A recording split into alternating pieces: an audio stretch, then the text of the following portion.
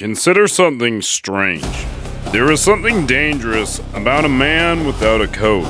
Not because he is powerful, but because he is easily possessed. Possessed by whatever the crowd says matters this week. A man with no code does not truly steer his life. He reacts to it. He becomes a puppet, a servant of convenience, a disciple of his own lower nature and lesser angels. But a man with a code, even when he is tired, even when he is angry, even when he is tempted, he has something to return to. A line he will not cross. A way he has decided to be. And maybe that is one of the great tasks of masculinity. To decide what kind of man you will be before the world pressures you into becoming something less. Welcome back, my fellow strangers, to another episode of Traversing the Strange World. And I'm your host, Isaiah Danbury. And this is another installment of the Thursday Journal. Notes from the Strange World.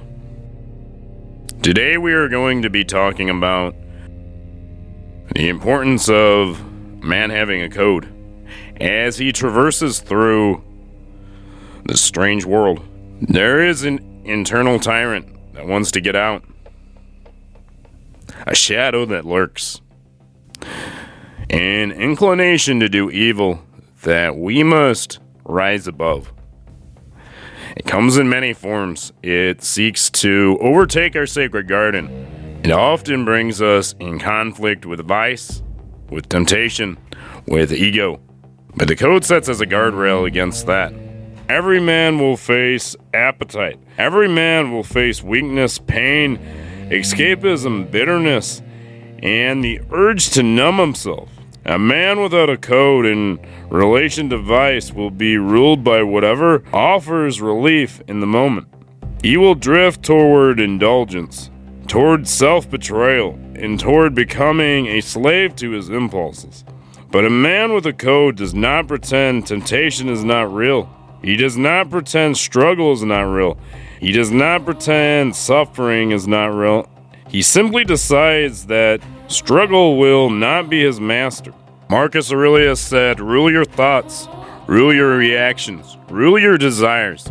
Do not let anger, vanity, fear, or pleasure become your master." Epictetus said, "Self-government is not demanding mastery over the world, but demanding responsibility over one's own judgments, one's own conduct, and one's own will."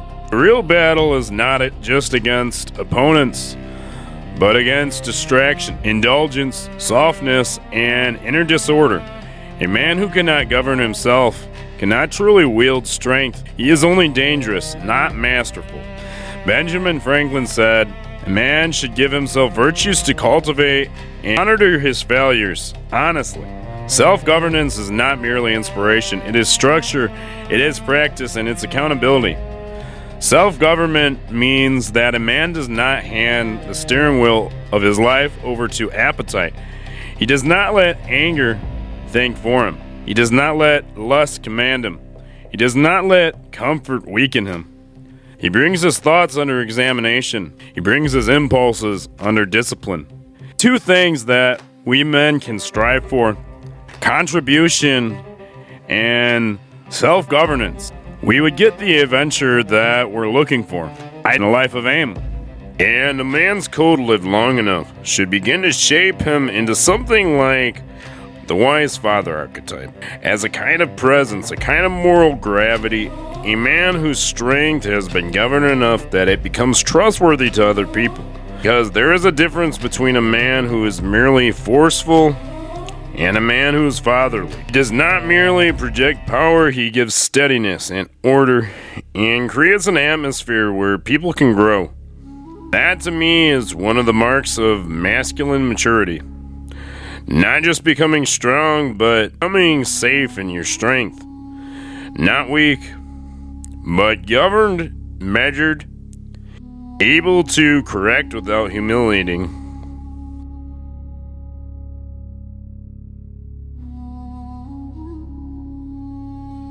and able to carry the weight without making everybody else pay for the fact that life is heavy. The wise father archetype, in part, is the image of a man who has learned to become a shelter. Not a shelter from reality, but a shelter within reality. And a man whose presence says, there is still order here. There is still ground here.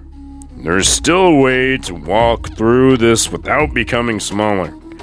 A man's code should not only make him strong, it should make him steady enough for others to lean on.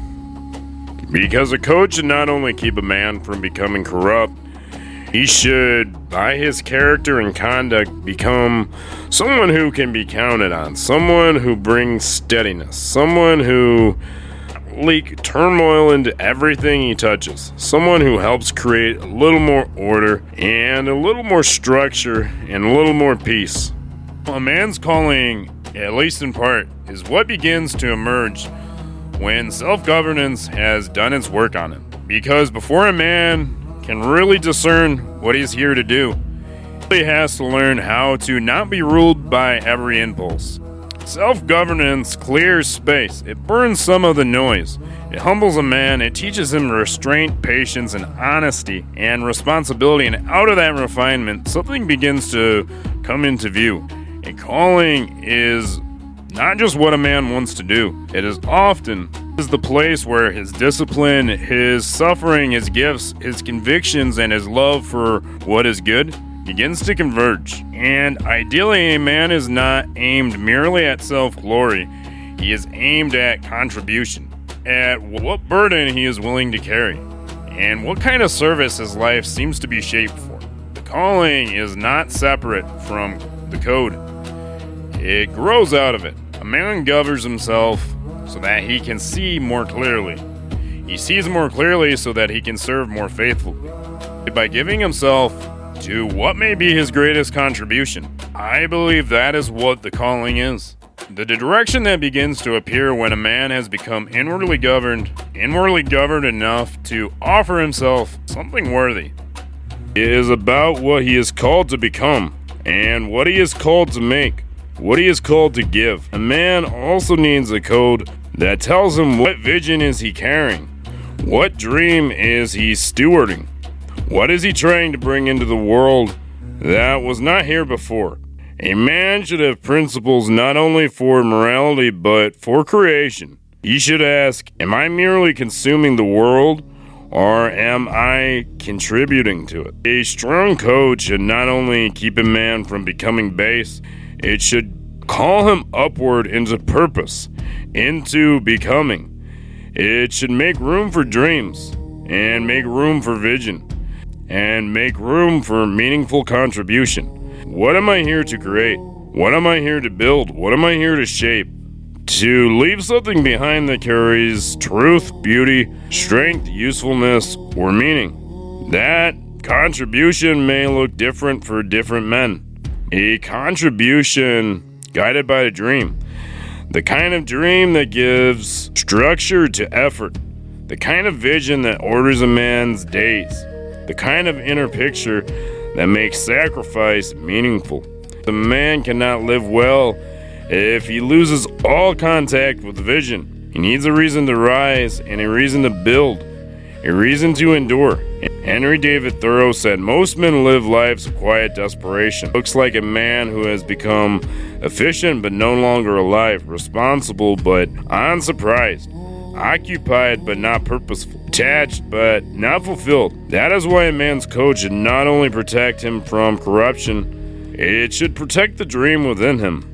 Dare I say it, the young child who once dreamed, the child who was neglected. Maybe we could go back and talk to that child, cast a rope down into his pit that he's stuck in, and with the rope created by our wisdom, discipline, and strength, pull that child out of the pit and traverse up the mountain of life with him on our backs together, giving life to our dreams. A man's code, if it's worth anything, something higher, a higher principle, an inclination deep down that there is something meaningful about life, and there's perhaps even something sacred. There's a great mystery. At its essence, the code is a way to approach the mystery well, with reverence and with a sense of protectiveness. I think the essence of our code should reflect something like mercy, justice, and faith. A guardrail against the snakes that sometimes overtake the sacred garden that we inhabit. Tyrants that, if we don't stand firm in our code, they will overrun the garden. The external tyrants, but there is also an internal tyrant. The code also stands as a guardrail against our evil inclination, because we all do have a shadow. We all have a internal tyrant wanting to get out into the world. And when he begins to knock, the code holds him at bay. It keeps him where he belongs, and it challenges us to become something better. Not to release the internal tyrant, but to aim for the archetypal father. The terrible tyrant that, when he's out, he brings pain to the ones we love, and he drowns our very own dreams. I think these things, however, are things worth aiming for. And I'm aiming along with you. There's been plenty of times I've lived without a code and fell short of this code when I was the tyrant. But I hope one day to be a wise father. And that's where I'm going to end this installment of the Thursday Journal. If you're listening on Spotify, like and save, as well as Apple Podcasts. If you're listening on YouTube, like and subscribe. And personally, to everyone listening, I think this is the one episode I would really like to get out there into the world.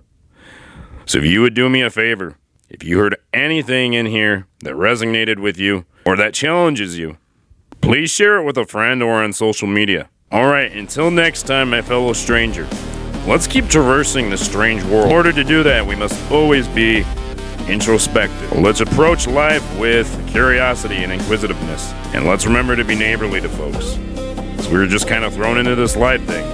At the end of the day, we don't know a whole lot about it. So we're all just strangers in a strange land. Until next time, peace.